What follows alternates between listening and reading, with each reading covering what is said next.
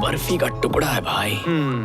तबला सुनने से ज्यादा बजाने में मजा आता है। पता नहीं इसकी थाप कब सुनने मिले। बचपन में मुझे जाकिर हुसैन बुलाते थे ब्रो।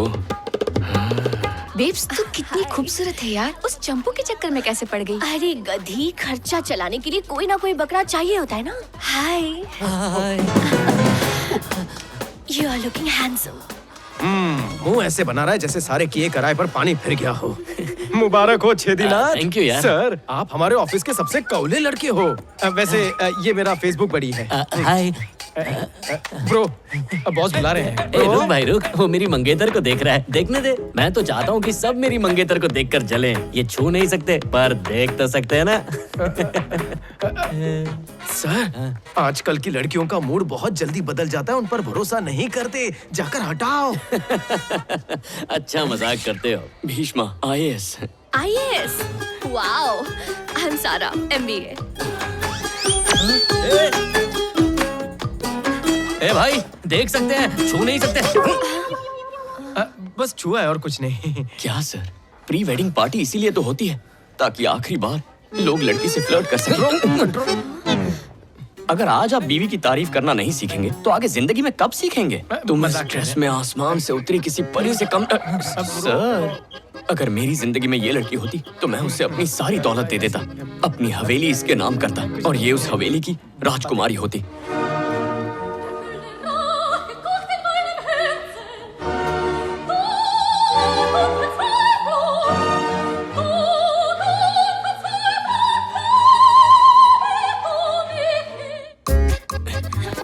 चलो जल्दी करो। हे, पार्किंग तो वहाँ है। तुम्हारे पास गाड़ी है क्या? नहीं। तो फिर पार्किंग में क्यों जाना है? चलो। अरे चलो।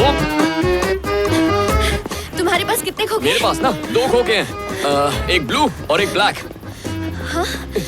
क्या बात है सारा, तुम थक गई हो क्या? लेकिन तुमने तो कहा था कि तुम IAS हो और तुम्हारे पास 1 रुपया नहीं। तो क्या हुआ? IAS का मतलब होता है आई एम सिंगल। गाड़ी चलाता है, लाइसेंस दे। जल्दी निकाल, जल्दी कर।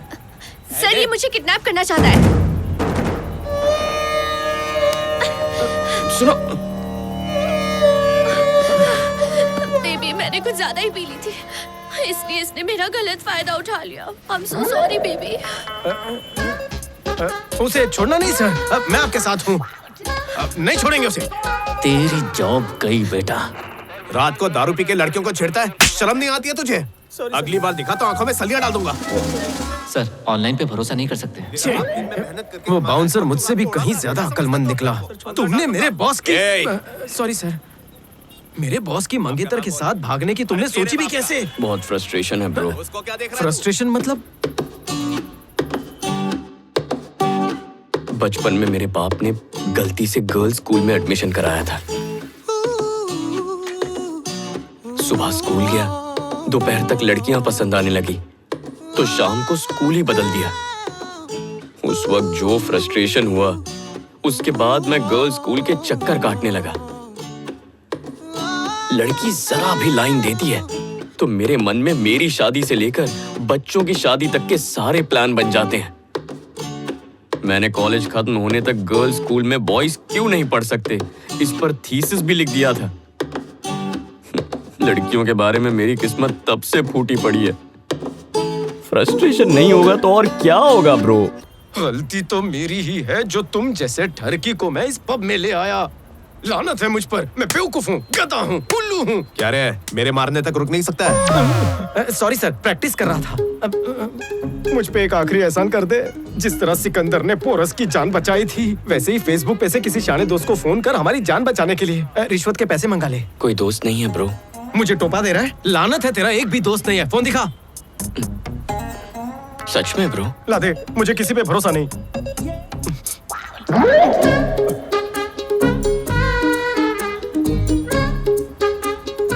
अम्मा, अब्बा, झाड़ू वाली, काम वाली, दूध वाली। तेरे फोन में सिर्फ 5 ही नाम है? 2 और नाम है ना ब्रो। सब्जी वाली और इस्त्री वाली का। तू वो साबुन है जो नहाते वक्त हाथ से फिसल जाता है। यहाँ मिला है, ऊपर मत मिलना। बाप रे, तुझसे दोस्ताना नहीं करना, तू खटमल है। आ रहा हूँ सर, चाय मंगा लो। आज का युवा बर्बादी की तरफ जा रहा है। रात भर दारू पीना, फिर छेड़खानी करते पकड़े जाना। TV5 की स्पेशल रिपोर्ट आवारा लड़कों पर। Follow me. हाँ, ये यहाँ? अरे कैमरा बंद करो। फिर से ऑलमोस्ट पट गई थी अंकल। ओए, मैंने अपनी मीडिया की पहचान का इस्तेमाल खुद को बचाने से ज्यादा तुझे मुसीबत से बचाने के लिए किया है। प्लीज अंकल कुछ कीजिए ना, प्लीज प्लीज प्लीज। ठीक है, काम थोड़ा टेढ़ा है, इसलिए एक टेढ़े आदमी को फोन करना होगा। यह आखिरी मौका है।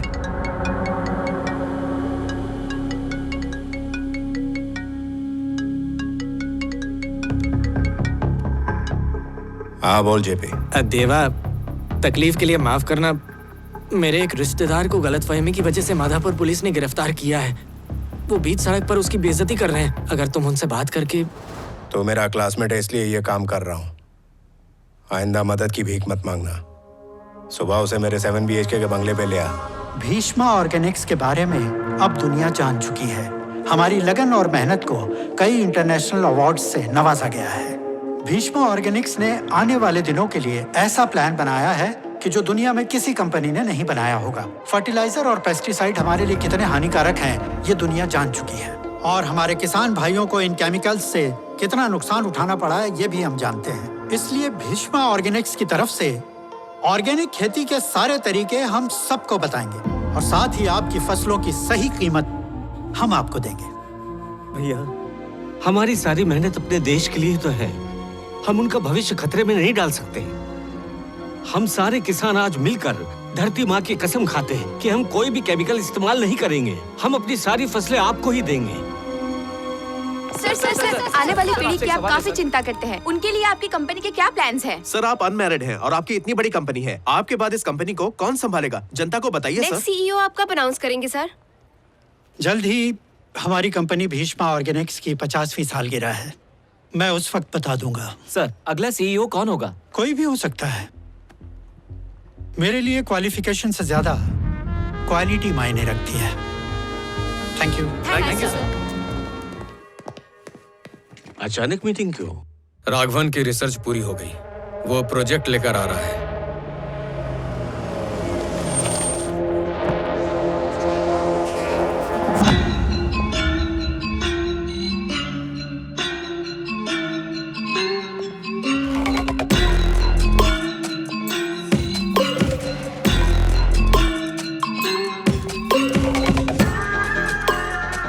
वेलकम यंग मैन, कंपनी में आपका स्वागत है। बैठ जाइए। इंस्टेंट। आजकल लोगों को हर चीज फटाफट चाहिए होती है। लोग अब टेस्ट मैच नहीं देखते क्योंकि उसमें बहुत वक्त लगता है। इसीलिए 2020 ज्यादा चल रहा है। बिजनेस में भी ऐसा ही है। हर किसी को कम समय में ज्यादा फायदा चाहिए। तो फिर क्यों ना हम भी इस इंस्टेंट तकनीक को खेती में लाएं। मैं समझाता हूं। हमारी कंपनी किसानों को इंस्टेंट किट देगी। इस किट के अंदर उन लोगों को फसल के लिए पहले डोज से लेकर आखिरी डोज तक सारे केमिकल्स मिलेंगे। इस किट में कई तरह के केमिकल्स और उनके साथ वो हार्मोन मौजूद होंगे जो पैदावार और कमाई दोनों बढ़ाएंगे। यूं समझ लीजिए कि 60 दिन में पककर तैयार होने वाली फसल केवल 30 दिन में तैयार हो जाएगी। इस तरह थोड़ा थोड़ा करके किसानों की फसल और आमदनी लगातार बढ़ती जाएगी। कम समय, ज्यादा मुनाफा। वंडरफुल। लेकिन हार्मोनल केमिकल्स का इस्तेमाल खेती के लिए खतरनाक है। गवर्नमेंट परमिशन देगी? आखिरकार ये एक बिजनेस है और बिजनेस फायदे के लिए होता है। तुम्हारा क्या फायदा, मेरा क्या फायदा। मेरा यही प्रस्ताव हमारे मंत्री जी को बहुत पसंद आया है। परमिशन मिल जाएगी। एक्सक्यूज मी, आजकल लोग केमिकल की खेती छोड़कर ऑर्गेनिक खेती की तरफ जा रहे हैं। भीष्मा कंपनी प्रॉब्लम कर सकती है। भीष्मा हमारी प्रॉब्लम बने उससे पहले हम लोग भीष्मा की प्रॉब्लम बन जाएंगे। ऑर्गेनिक फसल की जगह ये प्रोडक्ट 200% ज्यादा मुनाफा देगा। तो जो किसान भीष्मा कंपनी से जुड़े हैं, हम जानबूझकर उसी गांव में इस प्रोडक्ट को लॉन्च करेंगे। फिर पूरे भारत में इसकी मांग होगी। हमारा राइवल ज्यादा होशियार है।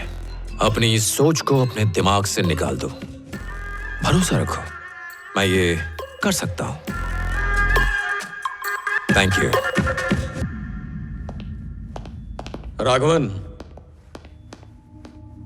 मेरे पास एक प्लान है। वो क्या? मैं बिहार के कुछ लोगों को जानता हूं। तो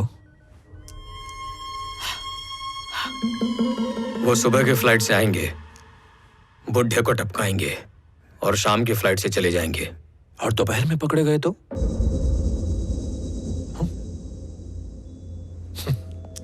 इस चश्मे से 3D सिनेमा नहीं दिखता है।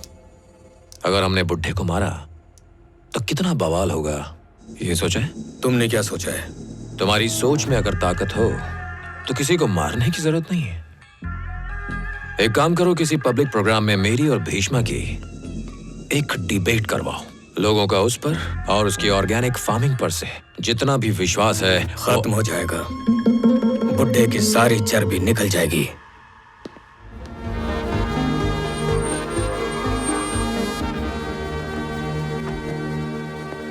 Sir good morning. Good morning. Sir मैं नकल करके पास हुआ था, लेकिन मेरे अंदर क्वालिटी बहुत सारी है सर। दरअसल मैंने पहले आपसे ये बात छुपाई थी, लेकिन आज आपको बता रहा हूँ क्योंकि आपको क्वालिफिकेशन नहीं क्वालिटी पसंद है ना। जय माता जी। Good morning sir. मेरे बेटे ने हार्वर्ड यूनिवर्सिटी से पोस्ट ग्रेजुएट किया है, वो सारी चीजें संभाल सकता है। Morning sir. मॉर्निंग। इस उम्र में आप इतना टेंशन क्यों लेते हैं? मैं सब संभाल लूंगा। ये सब के सब मेरी कंपनी से प्यार करते हैं। मुझे मेरे मकसद से प्यार करने वाला चाहिए। नाम क्या है रे? भीष्मा। भीष्मा नहीं, भीष्मा सर बोल। लेकिन खुद अपने नाम के आगे सर कैसे लगाऊं? अबे वो चाहते हैं तुम उन्हें सर। ओह अच्छा। मैं ए झिंगुर, करता क्या है तू? मीम्स बनाता हूँ सर। मतलब हैदराबाद, सिकंदराबाद, निजामाबाद, सिंगल्स लाइफ जिंदाबाद ऐसे पोस्टर्स बनाकर सोशल मीडिया पर डालता हूँ। और आपको पता है, बेस्ट मीम क्रिएटर का अवार्ड भी मिल चुका है मुझे। अबे ये तो ऐसे फुदक के बोल रहा है जैसे इसे परमवीर चक्र मिला। कल अपने उसूल तोड़कर जिसको मैंने छुड़ाया, ये सड़ेला वही। दरअसल ये बेकसूर था। ये मैं तय करूंगा। इसे 1 महीने के लिए मेरे पुलिस स्टेशन में हाजिरी लगानी पड़ेगी। डिसिप्लिन, रिस्पॉन्सिबिलिटी खुद ब खुद सीख जाएगा। 1 महीना बहुत है, कुछ कीजिए। 1 महीना तो ज्यादा है, कुछ डिस्काउंट। जेपी, मैं भी वांटेड के सलमान की तरह हूं। कमिटमेंट हो चुकी,